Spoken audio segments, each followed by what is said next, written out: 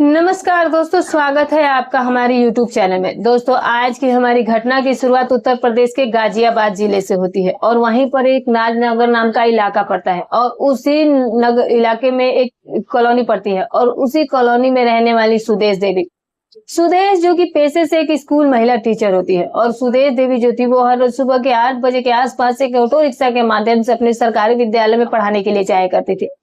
दिन भर वो स्कूल में पढ़ाती थी और 3 बजे के आसपास उसी ऑटो रिक्शा के माध्यम से अपने घर आ जाया करती थी और इसके बाद सुदेश जो है वो अपने घर के कामकाज में व्यस्त हो जाया करती थी। सुदेश ने अपने पति सतीश को 3 साल पहले तलाक दे दिया था क्योंकि सुदेश का पति जो था वो काफी ज्यादा शराब पिया करता था और शराब पीने के बाद वो अपनी पत्नी को काफी ज्यादा परेशान और उसे तंग किया करता था। बस इसी वजह से इस महिला टीचर ने अपने पति को तलाक दे दिया था। लेकिन इस समय महिला टीचर के साथ इसका इकलौता 9 साल का बेटा भी रहता है जिसका नाम जो है वो करण है और जो कि दूसरी कक्षा में पढ़ाई कर दिया था। इस तरीके से यहाँ तक सुदेश के परिवार में सब कुछ ठीक ठाक चल रहा था। अब जो ये सुदेश थी उसके ही पड़ोस में एक ऑटो ड्राइवर भी रहा करता था और उस ऑटो ड्राइवर का नाम कालू था। अब कालू एक ऐसा व्यक्ति होता है दोस्तों जो कि दिन भर अपनी ऑटो रिक्शा चलाया करता था और शाम तक जितने भी पैसे वो कमाया करता था उन सारे ही पैसों को वो नशे में उड़ा दिया करता था। अगर कालू के पास कुछ पैसे बच जाया करते थे तो फिर इन पैसों से जो कालू है वो रात के समय किसी खूबसूरत महिला को अपने कमरे पर लेकर के आ जाया करता था और फिर उस खूबसूरत महिला के साथ अपनी रातें रंगीन किया करता था। बस कालू का यही काम होता है। लेकिन आगे चल करके यही कालू नाम का ऑटो ड्राइवर इस महिला टीचर सुदेश के साथ बहुत बड़े बड़े कांड करने वाला था जिसके बारे में कोई कुछ भी नहीं जानता था। कुछ दिनों का वक्त बीत जाता है और फिर एक ऐसा दिन आ जाता है दोस्तों जिसमें सुबह के करीब 10 बजे के आसपास का समय हो रहा था। आज जो ये महिला टीचर है वो अपने स्कूल में पढ़ाने के लिए नहीं जाते हैं बल्कि आज वो स्कूल से छुट्टी ले लेती है। अब सुदेश तभी ये देखती है कि उसके घर में जो फ्रिज है वो खराब हो चुका होता है। अब सुदेश अपने मन में यही सोचती है कि अगर उसने अपना फ्रिज ठीक नहीं कराया तो फिर सारा का सारा खाना जो है वो खराब हो जाएगा, तो क्यों ना आज वो इस फ्रिज को ठीक करवा ले। और इसके बाद ये महिला टीचर एक मैकेनिक के पास फोन करती है और उस मैकेनिक का नाम जो है वो रंजीत होता है और फिर वो रंजीत से कहती है कि आज हमारे घर का फ्रिज खराब हो गया है तो तुम मेरे घर पर आकर मेरा फ्रिज ठीक कर दो। लेकिन दोस्तों तभी उधर से रंजीत फोन पर कहता है कि मैडम, मैं किसी के घर पर फ्रिज को ठीक करने के लिए नहीं जाता हूँ। मेरे पास जो लड़का रहता है वो तो आज काम पर नहीं आया है, तो आप ऐसा करिए कि आप अपने फ्रिज को मेरी दुकान पर लेकर आइए और फिर मैं यहीं पर उसे ठीक कर दूंगा। अब इसके बाद फोन कॉल जो है वो कट कर दिया जाता है। अब सुदेश महिला टीचर अपने मन में यही सोचती है कि अब मैं अपने फ्रिज को दुकान पर लेकर के कैसे जाऊं। तभी सुदेश को ये ख्याल आता है कि उसके ही पड़ोस में तो एक कालू नाम का ऑटो ड्राइवर भी रहता है, तो क्यों ना उससे जाकर के मदद मांग लूं और उसी की ऑटो रिक्शा में अपने फ्रिज को लेकर के दुकान पर जाऊं। और बस यही सारी बातें सोचने के बाद जो ये महिला टीचर होती है वो उसी समय अपने घर से बाहर निकलती है और फिर उस ऑटो ड्राइवर के पास यानी कि उसके घर के दरवाजे पर दस्तक देना शुरू कर देती है। कालू जो था वो अपने घर के अंदर अपने कमरे के अंदर उस समय लेटा हुआ था। कालू को जैसे ही दरवाजे पर किसी की आहट सुनाई देती है तो फिर उसी समय जाकर के वो अपने कमरे का दरवाजा खोलता है। कालू ये देखता है कि उसके सामने एक खूबसूरत महिला टीचर खड़ी होती है और महिला टीचर जो थी वो दिखने में काफी ज्यादा खूबसूरत थी और जैसे ही कालू की नजरें इस खूबसूरत महिला टीचर की खूबसूरती पर पड़ती है दोस्तों, तो फिर वो कालू जो उसकी नीयत में कमी आ जाती है। कालू ड्राइवर अपने मन में यही सोचता है कि इतनी खूबसूरत महिला टीचर तो मैंने अपनी जिंदगी में नहीं देखी है, तो इस महिला टीचर को कैसे भी करके हासिल करना चाहिए। जब ऐसे ऐसे ख्याल उस कालू ड्राइवर के मन में आने आते हैं तभी ये सुदेश महिला टीचर कहती है कि दरअसल बात यह है कि मेरे घर की फ्रिज खराब हो गई और उस फ्रिज को मुझे ले जाकर के किसी दुकान पर बनने के लिए देना है, तो इसीलिए मैं ये चाहती हूँ कि तुम मेरी फ्रिज को अपने ऑटो में लेकर के मुझे दुकान तक छोड़ दो ताकि मैं वहां अपने इस फ्रिज को बनने के लिए दे दूं। अब जो कालू ड्राइवर होता है दोस्तों, अभी तक वो लगातार इन मैडम की खूबसूरती को ही निहार जा रहा था, मानो उसे तो कुछ सुनाई ही नहीं दे रहा हो कि मैडम उसे क्या कह रही थी। और फिर धीरे धीरे जब मैडम ये सारी बातें कहती है तो फिर कहीं जाकर के वो नहीं सुनता है तो फिर वो उससे जोर से थोड़ा बोलती है ताकि वो सुने और रिप्लाई करे और तब जाकर कालू ड्राइवर जो है वो इस चीज के लिए सुनता है और बोलता है कि नहीं मैडम, मैं आपकी बात सुन रहा था, वो दरअसल मेरा ध्यान कहीं और था। खैर, जब ये महिला टीचर इन सारी चीजें को इससे बताती है तो फिर जो है वो इस चीज के लिए मान जाता है। तभी कालू कहता है कि ठीक है, फिर मैं आपके पहले फ्रिज का साइज देख लेता हूँ, अगर फ्रिज बड़ा होगा तो फिर मैं उसे कैसे अपने ऑटो पर लेकर जाऊंगा। लेकिन तभी ये महिला टीचर सुदेश देवी उसे कहती है कि नहीं नहीं, मेरा छोटा फ्रिज है और वो तुम्हारे ऑटो रिक्शा में बिल्कुल ही फिट हो सकता है। तुम चलो उस फ्रिज को लेकर के किसी दुकान पर चलो। अब इसके बाद जो कालू होता है वो कहता है कि नहीं नहीं, मैं पहले एक बार देख लेता हूँ। और उसके बाद ये महिला टीचर जो है वो इस कालू ड्राइवर को लेकर के अपने घर पर जाती है। लेकिन जो ये कालू ड्राइवर था उसकी नजर तो इस महिला टीचर की खूबसूरती पर टिकी हुई थी। कालू जो है वो इस महिला टीचर की खूबसूरती को लगातार ऊपर से नीचे तक निहारता ही जा रहा था। जैसे ही कालू उस छोटे से फ्रिज को देखता है तो फिर कहता है कि ये फ्रिज जो है वो बिल्कुल मेरे ऑटो रिक्शा में आ सकती है, तो मैं इसे शाम के टाइम पर लेकर दुकान पर जाऊंगा। लेकिन तभी महिला टीचर कहती है कि नहीं नहीं, तुम्हें अभी ही दुकान पर इसे ले जाना होगा। जैसे ही ये बातचीत दोनों के बीच हो ही रहती है तभी कालू पूछने लगता है कि मैडम जी, आपके परिवार में कौन कौन रहता है। तभी ये महिला टीचर बताती है कि मेरे घर में तो मेरा एक 9 साल का बेटा मेरे साथ रहता है जिसका नाम करण है, और जो कि अपनी स्कूल में आज पढ़ाई करने के लिए गया हुआ। इसके बाद फिर उसे कालू पूछता है कि आपके पति कहाँ पर रहते हैं। तभी ये टीचर उसे ये बताती है कि मैंने अपने पति को तलाक दे दिया है और अब मैं अपने बेटे के साथ रहती हूँ। अब जैसे वो अकेलेपन की बात बताती है तो कालू की नीयत में तो और भी ज्यादा कमी आ जाती है। कालू अपने मन में यही सोचता है कि ये महिला जो है वो अपने घर में बिल्कुल अकेली रहती है, तो फिर क्यों ना इसका फायदा उठा लिया जाए। अब इसके बाद दोस्तों ये जो कालू होता है वो उसी समय इस महिला को इसके घर में अकेला देखकर इसका हाथ पकड़ लेता है और फिर उससे कहता है कि क्यों अपनी जवानी को यूं ही बर्बाद कर रही हो। अब जैसे ही ऐसी बात उस महिला टीचर से कहता है तो इस महिला टीचर का गुस्सा 7वें आसमान पर चढ़ जाता है। सुदेश जो है वो उसी समय उसे अपना हाथ छोड़ाती है और फिर कालू ड्राइवर के गाल पर 2 तमाचे जड़ देती है और फिर कहती है कि इसी वक्त मेरे घर से बाहर निकल जाओ, वरना इसी समय मैं पुलिस को बुला लूंगी। अब इसी बात पर इस कालू ड्राइवर को काफी गुस्सा आ गया था। कालू ड्राइवर जो है वो इस महिला टीचर को धमकी देने लगता है और कहता है कि इस थप्पड़ का बदला तो मैं तुमसे जरूर लूंगा। एक दिन तुम्हारे साथ मैं कोई ऐसा बड़ा कांड कर दूंगा कि जिसकी वजह से तुम कहीं मुंह दिखाने के काबिल नहीं रहोगी। अब जैसे ये धमकी इस महिला टीचर को दी जाती है तो फिर ये महिला टीचर जो है वो इन धमकियों को नजरअंदाज कर देती है। बस ये धमकी देने के बाद जो ये कालू होता है वो इस घर से बाहर निकल जाता है और सीधे अपने घर पर जाता है और अपनी ऑटो रिक्शा लेकर के फिर से शहर में चला जाता है। पूरा दिन आज के समय में ये ऑटो ड्राइवर अपनी ऑटो रिक्शा को ही चलाते रहता है और खूब सारे पैसे भी कमाता है। और फिर जैसे ही रात के तकरीबन 8 बजे का समय हो जाता है तो फिर ये ऑटो ड्राइवर जो है वो उसी समय अपनी ऑटो रिक्शा लेकर के अपनी कॉलोनी की तरफ चल पड़ता है। और जैसे ही अपनी कॉलोनी की तरफ जा ही रहा होता है तो फिर बीच सड़क पर इसकी जो मुलाकात है वो एक खूबसूरत महिला से हो जाती है, और जिस महिला का नाम सीमा होता है दोस्तों। अब जो सीमा होती है वो एक धंधा करने वाली महिला थी। सीमा जो थी वो लोगों के साथ अपना वक्त बिताकर उनसे पैसे लिया करती थी और इस बात के बारे में कालू बहुत अच्छे तरीके से जानता था। अब इसके बाद जो ये कालू होता है वो सीमा की खूबसूरती और उसकी जवानी को देख करके अपनी ऑटो रिक्शा लेकर के इस महिला के पास चला जाता है और फिर अपनी ऑटो रिक्शा वहां पर रुकता है और फिर उससे कहता है कि सीमा चलो, मैं भी घर की तरफ जा रहा हूँ और मैं भी तुम्हें वही छोड़ देता हूँ। इसके बाद जो ये सीमा होती है वो भी इसकी ऑटो रिक्शा में बैठ जाती है और फिर कालू जो है वो अपनी ऑटो रिक्शा चलाना शुरू कर देता है। लेकिन बीच रास्ते में ही ये जो कालू होता है वो सीमा से पूछता है कि सीमा मैडम, अगर आज मैं तुम्हारे साथ अपना वक्त गुजारना चाहूँ तो कैसा रहेगा। सीमा भी उसे मुस्कुराते हुए कहती है कि देखो, मुझे तो कैसे भी रात गुजारने वाला चाहिए और बस उसके पास पैसे होने चाहिए और मुझे इस बात से कोई एतराज नहीं रहता है। अब इसके बाद जो ये कालू होता है वो कहता है कि तुम एक रात का कितना चार्ज करती हो। उसी समय जो ये महिला सीमा कहती है कि मुझे 2000 रुपए चाहिए और फिर उसके बाद जाकर तुम मेरे साथ अपना वक्त बिता पाओगे। ऑटो ड्राइवर कहता है कि ठीक है, फिर कोई बात नहीं, फिर आज तुम मेरे कमरे पर चल पड़ो, मैं तुम्हारे साथ वहां वक्त बिताकर तुम्हें पैसे दे दूंगा। अब इसके बाद सीमा भी इस चीज के लिए मान जाती है और फिर दोस्तों जो ये कालू राम होता है वो अपनी ऑटो रिक्शा लेकर के उस कॉलोनी में पहुंच जाता है और कॉलोनी में पहुंचने के बाद जैसे ही इसका घर आता है तो फिर उसके बाद ये दोनों ही इस ऑटो रिक्शा से नीचे उतर जाते हैं और फिर कालू जो है वो इस महिला को लेकर के अपने कमरे के अंदर जाता है और कमरे के अंदर जाने के बाद कमरे का दरवाजा बंद कर लिया जाता है और फिर अब सीमा और कालू के बीच दोनों के ही रजामंदी से गलत रिश्ते कायम होते हैं। काफी देर तक ये दोनों अपने गलत रिश्ते कायम करते हैं।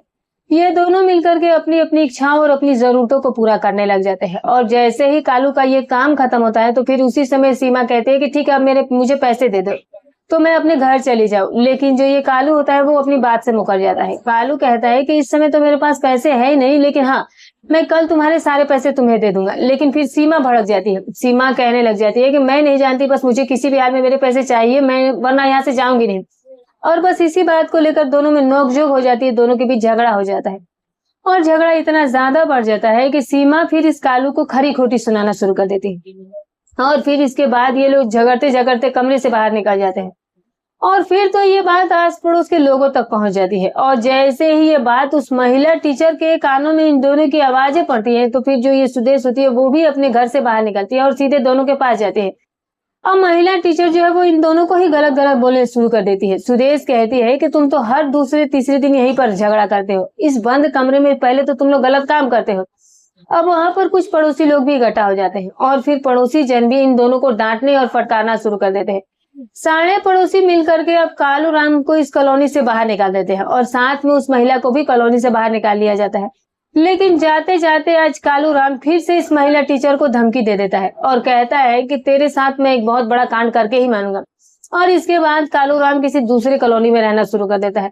लेकिन सुदेश टीचर जो है वो इन सारी ही गलतियों को नजरअंदाज कर जाती है। आगे चल करके सुदेश देवी के साथ अब बहुत बड़ा कांड होने वाला था, जिसके बारे में ना तो कॉलोनी के लोग जानते थे और ना ही ये खुद महिला टीचर जानती थी। इस तरीके से कई दिनों का वक्त बीत जाता है और फिर एक तारीख आ जाती है 11 मई 2026 के दिन। सुबह के तकरीबन 8 बजे का समय हो रहा था। अब जो ये महिला टीचर होती है दोस्तों, वो अपने बेटे के लिए और अपने लिए खाना तैयार करती है और अपने बेटे करुण को भी खाना खिलाती है और इसके बाद बेटा जो है वो अपने स्कूल में पढ़ाई करने के लिए चला जाता है। लेकिन आधे घंटे का वक्त बीतने के बाद दोस्तों, अब जो ये महिला टीचर होती है वो भी अपने घर से स्कूल के लिए बाहर निकलती है। सुदेश देवी जो है वो एक ऑटो रिक्शा स्टैंड पर जाती है और वहां पर किसी ऑटो रिक्शा के आने का इंतजार करने लग जाती है। सुदेश देवी जिस ऑटो रिक्शा से हर रोज जाया करती थी वो आज ऑटो रिक्शा आता ही नहीं है।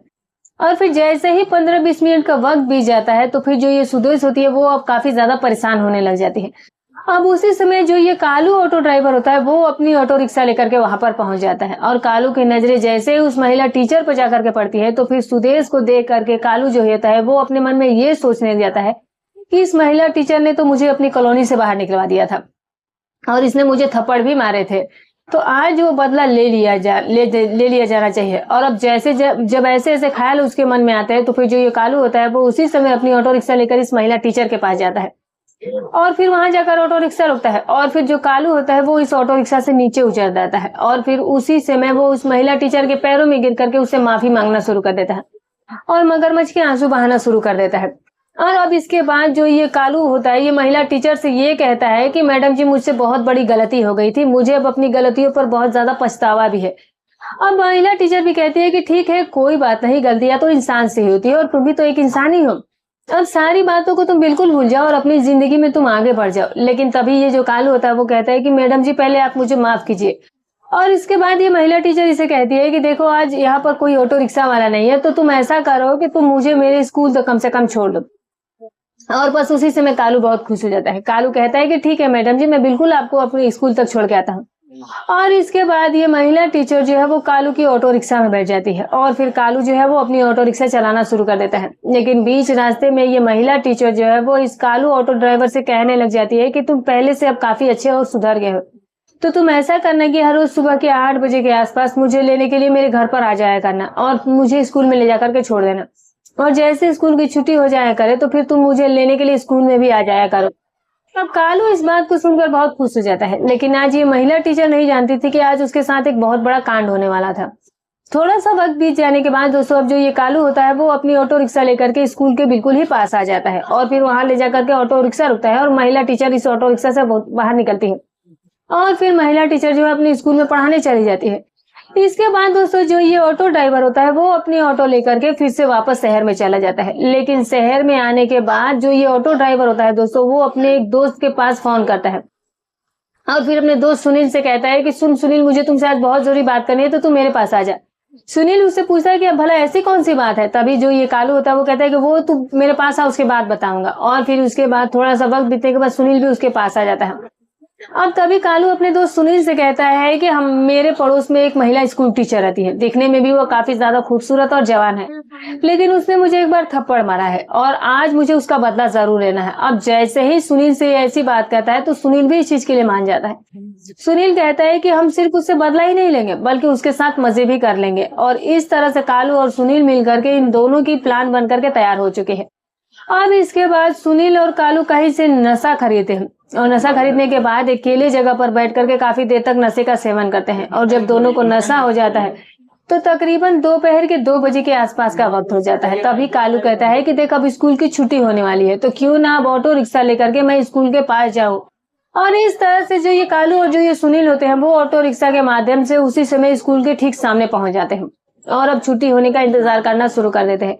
अब जैसे ही स्कूल की छुट्टी होती है तो फिर सुदेश टीचर भी अपने स्कूल से बाहर निकलती है और फिर वो ये देखती है कि सामने जो कालू है वो अपनी ऑटो रिक्शा लेकर खड़ा है। इसके बाद महिला टीचर जाकर उस ऑटो रिक्शा में बैठ जाती है और फिर वो लड़का ड्राइवर जो है वो ऑटो रिक्शा चलानी शुरू कर देता है। लेकिन बीच रास्ते में इस महिला टीचर इससे पूछती है कि तुम्हारे साथ जो ये तुम्हारा दोस्त बैठा है ये क्या काम करता है। और तभी कालू उससे बताता है कि ये मेरा दोस्त सुनील है और ये भी ऑटो ही रिक्शा चलाने का काम करता है और आज ये मेरे साथ कुछ जरूरी काम से मेरे पास आया था, मुझसे मिलने आया था। अब इसके बाद जैसे ही ऑटो रिक्शा चल रही होती है तो फिर उसी समय कालू का दोस्त सुनील अपने हाथ में पानी का बोतल लिए बैठा था।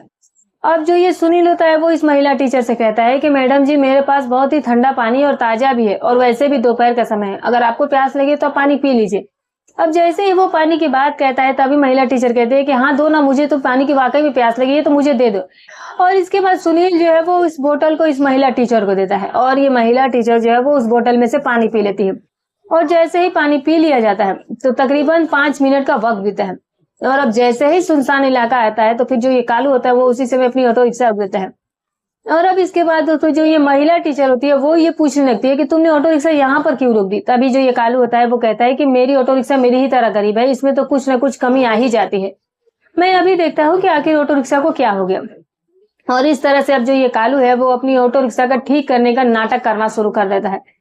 अब जैसे ही 10 मिनट का और वक्त बीता है तो फिर उसी समय ये महिला टीचर जो है वो बेहोश हो जाती है और अब सुनील और कालू देखते हैं कि महिला टीचर जो है वो बेहोश हो चुके हैं। और अब इस तरह से ये दोनों दोस्त मिलकर के अपनी ऑटो रिक्शा लेकर के सुनील के कमरे पर पहुंच जाते हैं। सुनील के कमरे पर पहुंचने के बाद उस महिला को कमरे के अंदर लाया जाता है और फिर रस्सियों से इसके हाथ पैर बांध दिए जाते हैं और इस महिला के मुंह पर टेप भी लगा दी जाती है। अब जैसे ही 3-4 घंटे का वक्त बीता है तो फिर इतना वक्त बीत जाने के बाद जब इस महिला को होश आता है तो फिर जो ये महिला होती है वो ये देखती है कि उसके तन बदन पर एक भी कपड़ा नहीं था।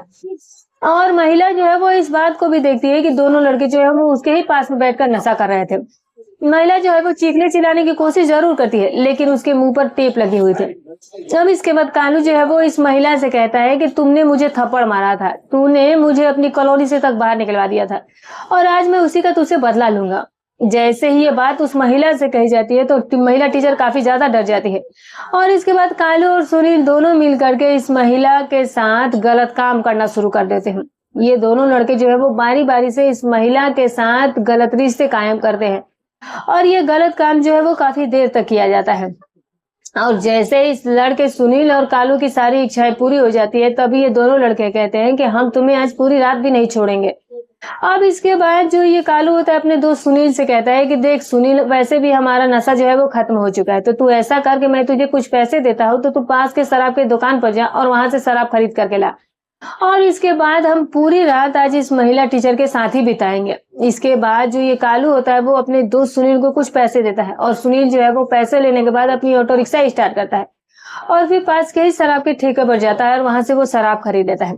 और फिर इसके बाद बीच रास्ते में आने के बाद ये जो लड़का है दोस्तों वो एक कसी भी खरीद लेता है क्योंकि इन दोनों लड़कों का इरादा भी कुछ और था। और जैसे ही ये सारा सामान खरीद लिया जाता है तो फिर सुनील वापस उस कमरे में पहुंचता है और कमरे में आने के बाद वो अपने दोस्त से कहता है कि मैंने एक कसी भी खरीद लिया है क्योंकि आज रात के समय में जैसे इस महिला के टीचर के साथ हम सब कुछ कर लेंगे तो फिर इसे मार करके पास के ही प्लॉट में भी दफन कर देंगे।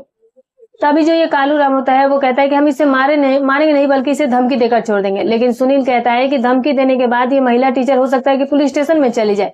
लेकिन कालू फिर भी कहता है कि अभी तो पूरी रात बाकी पड़ी है, पहले चल शराब पीते हैं और फिर बाद में देखेंगे कि क्या करना है।